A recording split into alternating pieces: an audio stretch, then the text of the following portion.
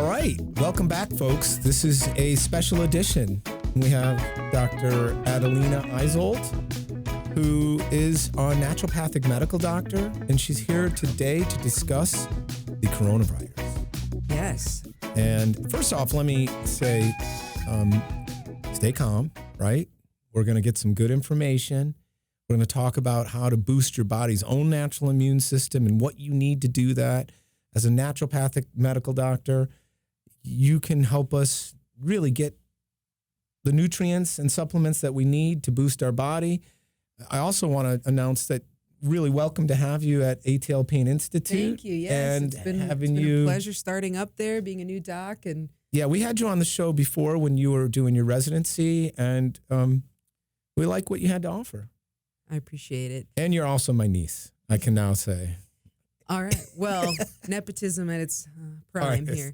All right. So let's get to the facts. Let's find out what's happening. I know. Yeah, and the facts are challenging to find. You when you're looking up coronavirus, it's all over the place, right? Mm-hmm. People are in scares. They're saying stock up and get all the tuna and all the canned goods and all these things. But there was a really interesting article on Psychology Today that they were talking about that they're depicting it as almost worse than it is. And when, as a normal instinct to us, is to almost see the worst and say, oh, we have to over-prepare because they're sending pictures of, in China, the people with the face masks and all that thing and everything. So yeah, I love how they're spraying down the streets and things like that. They're making it look so extensive that almost in our nature, we have to over-dramatize it and over-prepare because you don't want to be that person that if it were to happen. Mm-hmm. So I did see that Psychology Today article. Oh, sorry.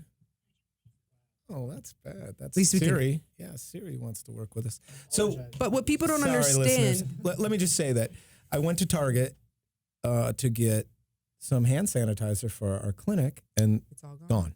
It's gone. Do you see like a little bit of this is like a little hand sanitizer is like $90? But that's actually not the best, most effective way to prevent it. They're actually saying hand washing, hand hygiene in itself is essential. So 30 seconds of actually washing your hands, getting in those crevices of your nails. And so a lot of our workers, they're like, oh, we need hand sanitizer. It's like, no, this is the best way is to wash your hands. That's actually even above the masks that you see everyone wearing because it's spread through respiratory droplets. So basically, if you were to cough in your hand and then we shook hands and then I touched my face, it's on you. So right. So that's kind of what they're stating is that prevention is key. Ways that you can manage, is just good hand hygiene. Which, what I've been told is you want, as you're washing your hands, you want to sing happy birthday twice, which can be difficult.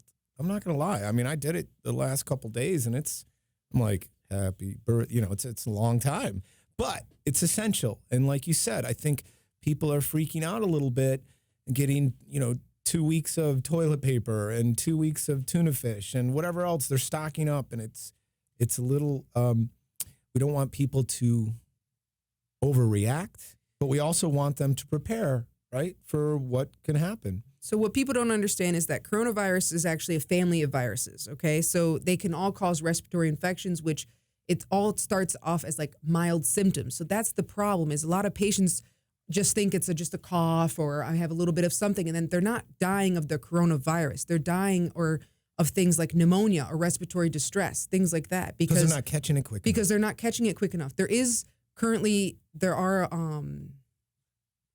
yes. Take a break. There's like five.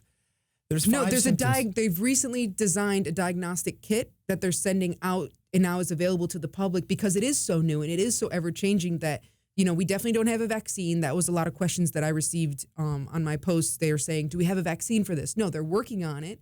But at the end of the day, we need to, if patients are coming into your clinic with upper respiratory symptoms, you need to check using the diagnostic kit and seeing if that is possible.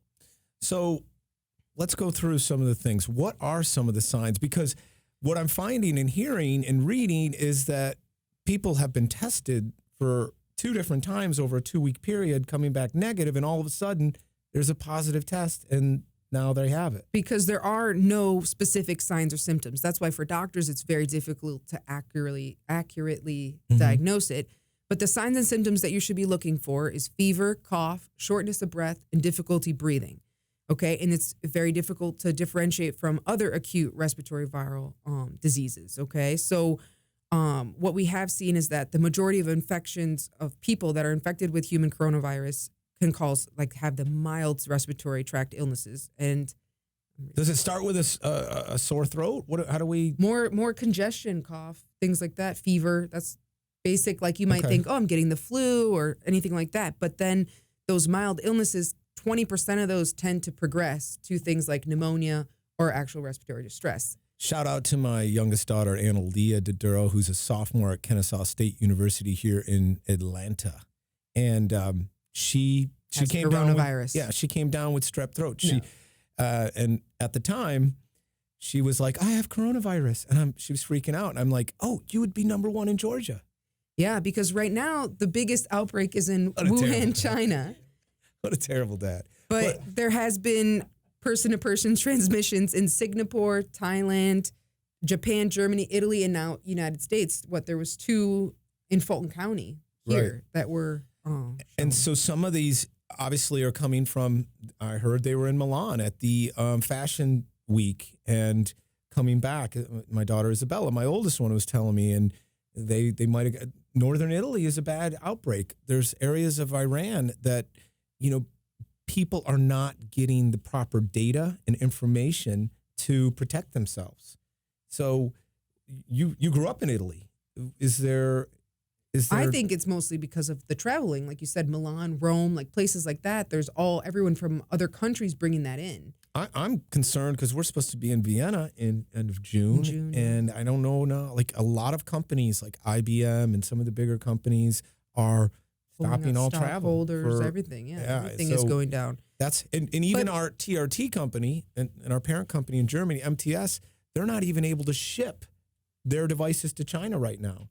So what the good thing is, we're actually getting more of the TRT devices here in the States, but that's one side of it. But people don't understand that there were similar outbreaks of other coronaviruses, like SARS, right? Mm-hmm. And then MERS, Middle East Respiratory Syndrome. So basically, I have some graph of the numbers. So SARS was in 2002, and there was 8,000 roughly cases of that. Okay. And there was 774 deaths. Wow. Okay. What's that and percentage? And that spread to 29 countries versus MERS was in 2012, and that was 2,400 deaths roughly, cases, sorry, and 858 deaths. So, and that spread to 28 countries. The Wuhan, which is the coronavirus currently, is in 2020, 8,100 cases and 170 deaths. So very low death count with that, but it has spread to 20 countries and growing. Let me ask these guys, because they're a little younger. Do you remember the Wuhan clan? There's a Wu-Tang. Wu-Tang. I get confused. Please edit that out. I'm sorry. So Wuhan is the area in China where this originated. Let's talk about the origination, because the open market. I mean, we're getting a lot that's what they were saying, is that it spread from animals to humans because they've been working close with seafood markets and animal markets, and so originally it came from bats, correct? Well, they're saying it is zootonic. They're not saying it's bats, unless they were selling bats. Then I missed that in my research. But see, that's what I mean. Everyone's hearing different things, and that's what makes it so challenging and scary, because everybody looks at Nurse Facebook or, So one of the things I heard is that the bats in these open markets, which is in every country has these type of open markets, and they sometimes have live animals, and the animals are freaking out because they're all close together, and hopefully the bats were dead. I don't know, but it's another. It transferred from the bat to another one that's like an armadillo, and I forget the name of the. It kind of starts with a P, like possum. No, it wasn't a possum, but it's something in China, and then panda. No, we'll look it up for you on the next at our break, but. What they're saying is then the humans actually ate that thing that's like the armadillo of China, and that's how it was transferred to humans, because it didn't go right from the bats. And now that's what it started as a zootonic, which means like animals to humans, and now we're having human to human transmission, and that's what the scary. One of the questions we got from our Facebook live questions was, can we get this from eating Chinese food? I mean, if it is pretty authentic, you might. If you're eating bats and armadillos, maybe. Well, yeah, if you're in China, maybe. But we should rest assured that you can still order from your local Chinese food. And That's before the we number finish up, I also want to make sure that we understand, like preparation is a big deal, but it's also prevention, right? So 5 things you can do to lower your chances of getting sick in general would be boosting your vitamin D because that blocks viral entry into your body. Mm-hmm. Elderberry syrup lowers influenza and other viruses, so the risk of getting that. Echinacea, take at first signs of sickness, helps resolve quicker. Probiotics, we know a healthy microbiome equals a healthy immune system. And golden seal, which is antimicrobial and helps boost immune response. Okay. Well, on our next episode, we'll go over hygiene, preparation, and you just went over immunity support. And we'll just talk about what to do, right, to prevent this.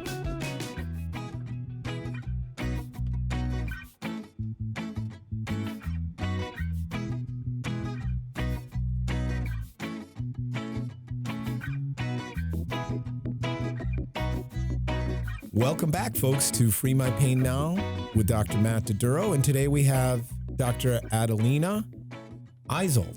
Yes. And we're on the second half of episode 30. We're talking today about the coronavirus and what you can do at home to prepare for it. Some of the things I was going to talk about was lifestyle, right? Get enough sleep. We talk about this over and over. You need at least 7 hours of sleep per night. 7 to 9 hours. 7 to 9. And you want to exercise regularly. Why is that important? Well, circulation, sweating, making sure you're detoxing any of those. Okay. I mean, it's good for your body, your cardiovascular. Yeah. Improve your air quality. Viruses dislike humid air, so use humidifiers. HEPA filters decrease the number of viruses particles in the air. Yes. And then meditate. Apparently. Well, deep breathing. That's deep what they're stating breathing, with that, like meditate. cleaning that CO2 oxygen out. And this is from Dr. Oz, so I know it's good. And then we're going to go through hygiene again because handshakes no more. I mean, you can do elbow bumps. Yeah, even at my church, they sent out an email stating that, when we do the sign of peace, you have to just suspend the sign of peace and no longer shake hands. Eliminate face touching. Apparently, President Trump said he hasn't touched his face in weeks, which is amazing. That's what somebody else said. Fingers transfer the virus, right? So like sucking on fingers. Triple your hand washing time. I'm doubling it. And then disinfect surfaces, right? That's important. We've been going through a lot of Lysol at our clinics, and it's tough because we have a busy clinic. We're seeing a lot of people. We are hands-on in a lot of things that we do. And Lysol, actually, if you look on the label, it says coronavirus is one of the viruses that it's able to buy stock. kill. Samuel, I want to buy some stock. And think about that. Essie Johnson. Think about how much money they're making in this country, at least, because they're saying, oh, be careful, make sure you stock up on this, this, and this. So the masks, the Lysol, the everything like that is, those companies are booming right now because they're making all that profit. So who knows if this is, let's not get into any of those those conspiracy theories. I mean, this is, it's kind of sad because in Wuhan, where this started, the first doctor that actually recognized it, and I forget his name, but he literally alerted the authorities and they kind of kept it undercover. And he has now passed away. Yeah, they said that maybe out of the 29,000 or 2,900 that they said at the originated amount of people cases, there might have been 29,000. Oh, wow. But they're just trying to keep it on the DL. Right, down low. And then that armadillo type of animal. It was what? A papagillo. So we'll show a picture of that. That is a pangolin. Pangolin, yeah. Darn it, I thought it was papagillo. I thought you were the expert here Me today. too, I don't know. All right, so again, we're looking at what we can do, preparation, have a 2-week supply of essential items, including household supplies like toilet paper, soap, detergent. Try to have your pantry full of freezer-friendly items. Make sure the people who are on prescriptions or over-the-counter medications have their supplies for that. Yeah. And then again, immunity support. One of the cool things that you're doing for our staff and our patients is intravenous nutritional therapy, so IV therapy. I got one last week. Yes, and you had additional glutathione too to boost and fight off those free radicals, so that Awesome. was good. And what are you talked about free radicals the first time you were on this show?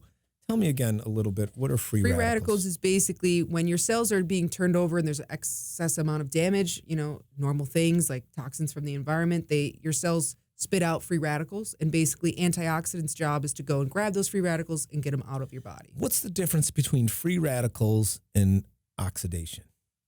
Do you know? Not very much, actually. Okay, so like they go hand in hand. So if we cut an apple right in half, and you guys have all seen this, the apple after 30 minutes or an hour will start to brown a little bit. That's oxidative. Yes. That's oxidation. Metal, right? When it's out for Rusted, years, yes. it rusts.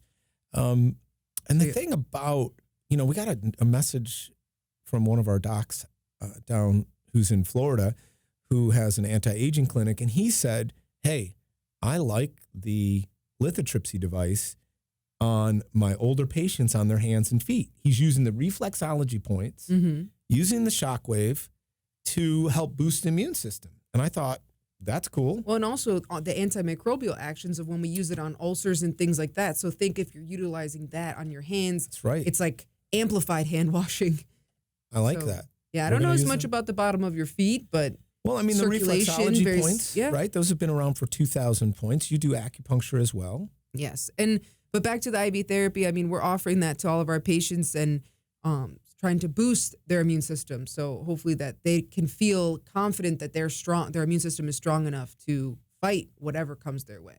So who's most at risk for this? So they tend to see the age ranges is 30 to 79, and men tend to actually be more at risk. There's not much research supporting why, but they're saying it tends to be more men based. Your lovely son, Liam, who's 14 months now? Yes. Thank God, children, because a lot of times it's the children, the infants, and the elderly that are most at risk. And the reason why children they're saying are immune, it's because typically because it's a respiratory distress type of condition, it's mostly if you already have a predisposing condition that makes that worse. So if you have a little asthmatic child, their likelihood of getting this and beating it is harder. Or like an older hospitalized elderly who has pneumonia, is in the hospital for pneumonia, their risk of, if they came in contact with this, of dying is greater. Their immune systems are weaker. Yes. Why don't you ask me this? What's your immune system? What do you mean? Just ask me. What is your immune system? Your immune system is your defense mechanism, because there's constantly antigens and foreign invaders trying to get into your body. Yes. So I liked, if people can remember, the Star Trek Enterprise always had this cool force field around it, right? Mm-hmm. And, if the aliens were attacking them, it would weaken that force field. And that's the same thing with our bodies. And I have to ask you a question. Where does about 85% of our immune system stem from? Our nervous system. Incorrect. What? Your GI tract. That's why when I stated that probiotics are, healthy immune system, healthy microbiome, healthy immune system, because about 85% of our immune system stems from our gut. So a lot of our patients that, have poor GI health, they're more likely to have a weaker immune system. Wow. I know the immune system is, there's interrelated. You cannot separate your immune system from your nervous system. So we're going to have our fact checkers check that. But I do believe you on the gut health. That's so important. The gut brain. Dr. Perlmutter is such an amazing, he's a neurologist, and he wrote The Grain Brain. That connection. The grain brain.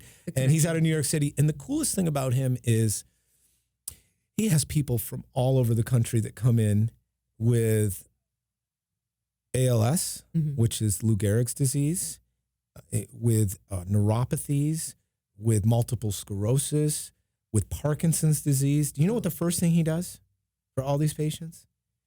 He takes them off dairy, takes them off wheat products. He puts them on basically the keto, the modified keto diet that you're helping a lot of our patients with. Yeah, basically an anti-inflammatory diet, removing common allergens that research shows these are inflammatory foods to us, right? So like gluten, cow's milk, dairy, oftentimes peanuts, soy are in there as well.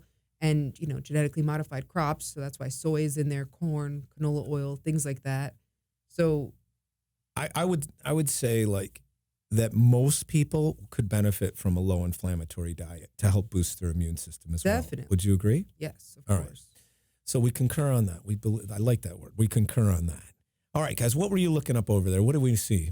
Right. So we have bacteria, good and bad bacteria inside our gut biome and through our digestive system. And when outside. that system gets thrown off, that's the C. called diff. dysbiosis. I had a buddy of mine who got C. diff after a strong round of antibiotics. Wow. C. diff is Clostridium difficile, and basically you get terrible diarrhea because it is he couldn't keep anything a down. spore-based And you wouldn't believe bacteria. what the options were for him. fecal transplant is a really high on that list. Isn't that wild? Yeah. So they actually And they you guys take are good poop surprised. from somebody. Yeah, so they take somebody with a healthy microbiome, and there's testings out there that can demonstrate that, and then you place that inside somebody else. And Our digestive system is all these little microbes, anyways, right? And there's always this ratio of how your body is healing with it. I mean, people turn around like 180 amazingly When they get that. transitions. Yeah, when they get that. But they So have to be really sick. when I had the H. pylori bacteria, which was they Life-changing say for that you. 50% of the population has H. pylori In the United bacteria States? in the world. I was going to say in the world, because a But lot of third world countries. There's a constant balance, right? And so when things get out of balance, Mhm. and you get this overgrowth of these bad bacteria, or they start taking over, that's when people have problems. Mhm. And their immune systems are weakened. They're much more susceptible. And that's how it ties all the way back in here with the coronavirus. You just want to make sure that what you're putting in your body is low inflammatory and good food to feed that good microbiome to support your immune system. Yes, I just ordered some elderberry, which I'm really excited about. Dr. Bernstein recommended it to help boost the immune system. And Dr. Isold. And Dr. Isold as well. If you're sick, you want to be taking zinc, 800 milligrams daily. You With want to get food, with please. food, and vitamin C as well, about 250 milligrams twice daily. You okay with that? That's a pretty low dose. Okay. Beta glucan, 250 milligrams daily, and then the elderberry comes in either syrup, lozenge, or 4 times a day for 5 days to boost the immune system. Yeah. That wraps up episode 30. Thank you so much. I don't touch it.